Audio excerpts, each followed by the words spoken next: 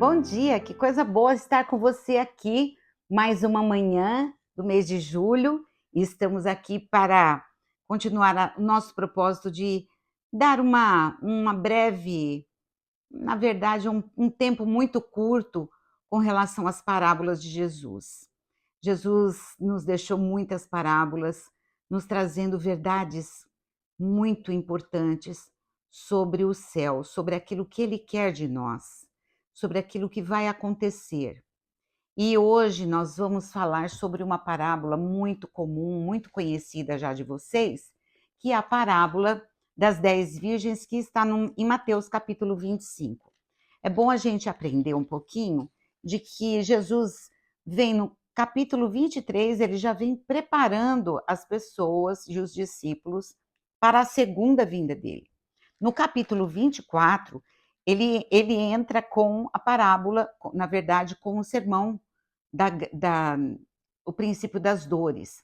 E aí ele vem relatando tudo o que vai acontecer antes dele vir na segunda vez. Jesus veio a primeira vez como cordeiro que tira o pecado do mundo, abrindo a oportunidade para você e para mim levarmos o evangelho para as pessoas, aquilo que Jesus transformou em nossa vida, levarmos para os nossos filhos, para os nossos netos, levarmos para os nossos familiares e levarmos a grande oportunidade que o tempo ainda está aberto para a salvação de todo aquele que nele crê. Depois Jesus, logo no capítulo 25, ele começa com essa parábola, a parábola das 10 virgens. E é interessante a gente aprender um pouquinho que Mateus, quando registra isso, coincidentemente ou não, ele deixa essa a parábola como a 10ª parábola que começa com a mesma frase. O reino dos céus é semelhante a. É a frase que Jesus sempre começava quando a parábola era uma parábola específica para os discípulos, tá? Logo depois, Jesus vem e ele continua o sermão dele e ele engata a mesma outra parábola, que é a parábola dos 10 talentos. Nós vamos ler na Nova Versão Internacional, porque ela é um pouquinho mais fácil de entender aqui nesse canal.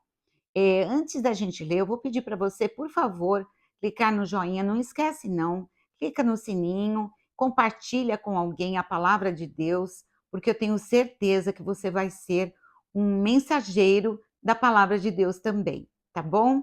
Mateus capítulo 25, o reino dos céus pode ser ilustrado pela história de 10 damas de honra virgens que tomaram suas lamparinas e foram ao encontro do noivo.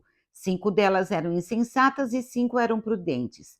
As insensatas pegaram suas lamparinas, mas não levaram óleo na reserva. As prudentes, no entanto, levavam óleo em suas vasilhas junto com as suas lamparinas. E como o noivo estava demorando, elas se deitaram para descansar e adormeceram. À meia-noite, elas foram acordadas pelo grito: "O noivo está chegando, saiam para recebê-lo." Todas as moças acordaram e prepararam suas lamparinas. Então as 5 insensatas, que não tinham azeite de reserva, pediram às prudentes: "Deem um pouco de óleo para nós, porque as nossas lamparinas estão se apagando." Mas as outras responderam: "Nós temos apenas o suficiente para nós. Vão e comprem óleo para vocês." Mas quando elas foram, o noivo chegou e aquelas que estavam prontas entraram com ele para o banquete do casamento e a porta foi trancada. Mais tarde, quando as outras 5 voltaram, ficaram lá fora, chamando: "Senhor, Senhor, abra a porta para nós." Porém, ele respondeu: "A verdade é que eu não as conheço. Portanto, vigiem e estejam preparados, porque vocês não sabem o dia nem a hora da minha volta." Isso foi Jesus que falou. Bom, antes da gente pegar algumas coisas que o Senhor pode nos ensinar com essa parábola, é bom a gente entender algumas coisas no contexto, quando Jesus usa um casamento para dar a ideia de que ele vai voltar. Quando uma moça se comprometia com um rapaz, na verdade, quem se comprometia era o pai e a mãe de ambos os noivos, né? Tanto o noivo quanto a noiva. Na época de Jesus, o contexto era esse. E o casamento tinha 3 estágios. Primeiro, o compromisso, e esse compromisso era feito entre famílias já há muito tempo. Então, era interessante que se um dos 2 chegasse a falecer, nesse estágio, mesmo o casamento não se consumando, era considerado viúvo, né. A lei dizia que ou ele ficava viúvo ou ela ficava viúvo, mas eles não tinham contato físico nenhum. Pelo contrário, eles ficavam separados e preparados pelas famílias para casar. O segundo estágio era o estágio do noivado, e nesse estágio, as famílias trocavam presentes e especialmente a noiva ganhava muitos presentes. Presentes que iam adorná-la, e não só adorná-la, mas também prepará-la para o momento do casamento. E por último, o casamento em si, porque aí o noivo, depois do compromisso e depois do noivado, ele tinha mais ou menos aproximadamente 1 ano e meio, para ele preparar a casa dele. E quando tudo estivesse pronto, o pai do noivo falava: "Olha, tá pronto, pode ir a hora que você quiser". E aí ele vai com os amigos num cortejo e algum amigo grita e fala: "O noivo está chegando". E as madrinhas, as damas, levantavam, elas tinham que estar preparadas e tinham que ter o azeite para iluminar, porque se o noivo chegasse de noite, tinha que ter lâmpada, e não tinha lâmpada, eh, elétrica como tem agora, né.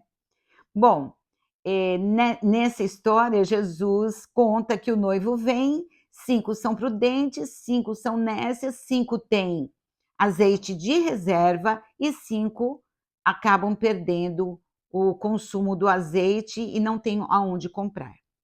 Bom, a palavra 10 na Bíblia é muito interessante também, porque ela traz plenitude, plenitude do poder de Deus. A gente vê, por exemplo, os 10 mandamentos. Os 10 mandamentos não são só eles os mandamentos, nós temos a Torá toda trazendo vários mandamentos, mas os 10 mandamentos é a plenitude, é o compêndio, é o ajuntar de Deus naqueles 10 mandamentos. Nós temos também os 10 espias que foram lá, ver a terra de Canaã. Deus chamou um grupo que trouxesse plenitude e a palavra seria mesmo plenitude, que está completamente cheio. E aqui as 10 virgens, elas mostram que é o tempo onde Deus vai derramar graça e poder sobre todos. Todos terão oportunidade de ouvir a palavra de Deus, né. O interessante é que nessa parábola, a noiva não aparece, porque a noiva, irmãos queridos, a noiva ela é invisível. Só Jesus conhece quem é, quem não é. Jesus é que vai conhecer o seu coração, o meu coração. É Jesus que olha e fala: "Eu vou te buscar". É assim que vai ser. Então a noiva nem aparece, porque é a invisível. Ela é vista somente por Jesus Cristo, nosso Senhor e Salvador, que possamos ser vistas por Jesus. Alguma coisa também que a gente aprende é que precisa haver preparo. Nós não podemos falar: "Ah, eu aceito a Jesus, agora está tudo bem, eu canto, tudo jóia e está tudo certo". Tem que haver preparo. Preparo para uma festa, preparo para o casamento, preparo para a santificação. É isso que Jesus está dizendo, que nós temos que ter um preparo, que há uma parte na busca, quando Jesus vier nos buscar, existe uma parte de responsabilidade que cabe a mim e que não cabe a Jesus. Jesus fez a parte dele, que é morrer por nós e abrir a possibilidade de vir nos buscar agora nessa segunda vinda. No entanto, há uma responsabilidade da minha parte de manter o meu coração cheio do Espírito Santo, cheio do poder dele, cheio da graça, para que haja luz. A palavra de Deus nos diz lá em Salmo: lâmpada para os meus pés é a tua palavra e luz para os meus caminhos. Então, para ter luz, eu preciso ter o Espírito Santo. E para ter o Espírito Santo, eu preciso ter luz, né? E a luz vem na palavra. E nós aprendemos aqui diversas outras coisas. Elas tinham a informação, né, de que o noivo viria. Elas sabiam, todas elas sabiam. E aqui a gente aprende que a informação por si só, eu saber a Bíblia, eu ler, eu estudar, não é o suficiente, porque se não gerar em mim transformação, então não tem o porquê, porque elas sabiam e elas acabaram não tendo o óleo na hora exata que precisavam. Bom, outra coisa, e por último, que eu queria falar, é que é surpresa, será surpresa. Será surpresa, por mais que nós nos preparemos, será surpresa. Mas nós temos que nos preparar. E essa é a palavra que o Senhor nos deixa hoje. Se prepare, leia a Bíblia, fale com o Senhor, ore, esteja com pessoas que busquem a Deus para que o seu óleo ferva dentro do seu coração. E quando o Senhor estiver vindo, que nós sejamos todos recolhidos por Ele em glória na casa do Pai eterno. Vamos orar? Senhor Jesus, nós te agradecemos pelo teu amor eterno, pela esperança que nós temos, que a nossa casa não é aqui, Jesus. A nossa casa está sendo preparada por ti e o nosso coração se alegra com isso. E nós dizemos, Senhor Jesus, que queremos estar preparados. Por isso, Senhor, em nome de Jesus, derrama do teu Espírito Santo em todas as casas aqui representadas que estão ouvindo, em nome de Jesus. Abre, Senhor, desvenda os olhos para que nós possamos contemplar as maravilhas da tua lei e estarmos alimentados pelo teu poder, pela tua graça e pelo teu amor eterno. É o que nós te pedimos nesta manhã, em nome de Jesus. Amém. E até amanhã.